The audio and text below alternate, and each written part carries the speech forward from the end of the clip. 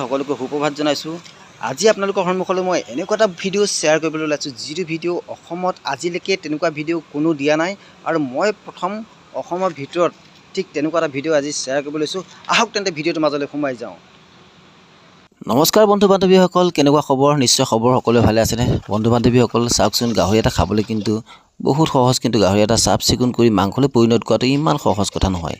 চাওক, আজি একেবাৰে গাঁৱলীয়া কাটিং আপোনালোকক ফাৰ্ষ্ট টু লাষ্ট দেখুৱাম। এটা গাহৰি কেনেদৰে মাৰি মেলি, মাৰাটো আপোনালোকক নেদেখুৱালোঁ, এটা গাহৰি কেনেকৈ চাফ চিকুণ কৰি মেলি মাংসলৈ কেনেকৈ ৰূপান্তৰিত কৰা হয়, মাংস কেনেকৈ হয়, আপোনালোকে এই ভিডিঅ'টোত পুৰা সম্পূৰ্ণকৈ দেখুৱাইছোঁ। গাহৰিটো চাওক, এয়া প্ৰথম গাহৰিটো ধুই মেলি আনি এই পেটটো কোনডোখৰত কাটিছে চাওকচোন। এইডোখৰত কাটি ইয়াৰ ভিতৰৰ মালখিনি মানে আনলোড কৰিব লাগে। একেবাৰে সহজ আনলোড কৰাত, কিন্তু সহজ বুলি কৈছোঁ মই ভিডিঅ'টো চোৱা সকলৰ কাৰণেহে, ভিডিঅ'টো চাই থকাৰ কাৰণেহে সহজ। যিসকলে কাম কৰি আছে তেখেতলোকৰ কাৰণে কিন্তু সহজ নহয়, আৰু তেখেতলোকে বাৰু আগে পিছে কৰাৰ কাৰণে তেখেতলোকৰ বাবে অকণমান তেখেতলোকে গোটেই ছিষ্টেমটো জানে। কিন্তু আজিকালিতো আৰু মানে কি উন্নত কিবা কিবি আছে, প্ৰযুক্তি আছে, তেখেতলোকেতো আৰু বেছি জানিব। এই এতিয়া পূৰা সম্পূৰ্ণ আমাৰ গাঁৱলীয়া কাটিং, কিদৰে ভিতৰৰ মালখিনি আনলোড কৰিব। ভিতৰৰ মালখিনি আনলোড কৰি দিয়াৰ পিছত বাকীটো একো নাই, মাংস পিচটো লাগিলে বেয়া হ'ব পাৰে, কিন্তু মাংসটো মাংসই ওলাব।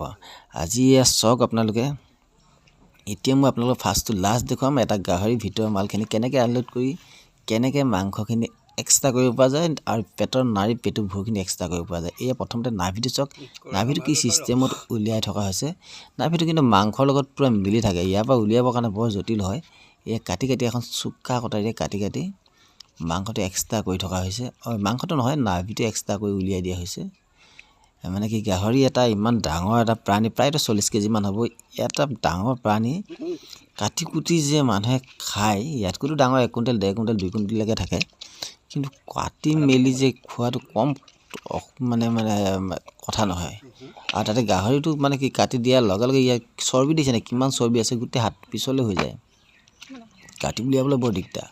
তথাপি তেখেতলোকে জানে কাৰণে ছিষ্টেমবিলাক কোনটো পৰ্যায়ত কেনেকৈ কি কৰিলে কি হ'ব, কোন সময়ত কোনডোখৰত দাঙিব লাগিব, কোনডোখৰত এৰিব লাগিব, গাঁঠি দিব লাগিব, গোটেইখিনি তেখেতলোকে জানে কাৰণে তেখেতলোকৰ কাৰণে সহজ। আৰু ইয়াত চাওকচোন, লিভাৰখিনিৰ পৰা, লিভাৰ পদবিলাকৰ পৰা চেপি চেপি ব্লাডটো এক্সট্ৰা কৰি দিয়া হৈছে, আৰু এতিয়া ব্লাডটো ৰাখি দিয়া হ'ব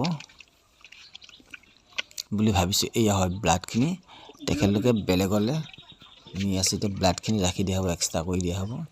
এই ব্লাডখিনি নি হোৱাৰ পিছত এতিয়া এই ভিতৰৰ বস্তুখিনি কেনেকৈ উলিয়াই আপোনালোকক সেইটো দেখুৱাম। আপোনালোকেও ঘৰতে মন গ'লে গাহৰি এটা এটা নিজে নিজে কাটি খাব পাৰিব। এনেই কৈছোঁ দেই, এটা গাহৰি এঘৰত কাটি খোৱাটো ইমান সহজ কথা নহয়। মানে কেনেকৈ গাহৰি কাটে সেইটো আপোনালোকক দেখুৱালোঁ।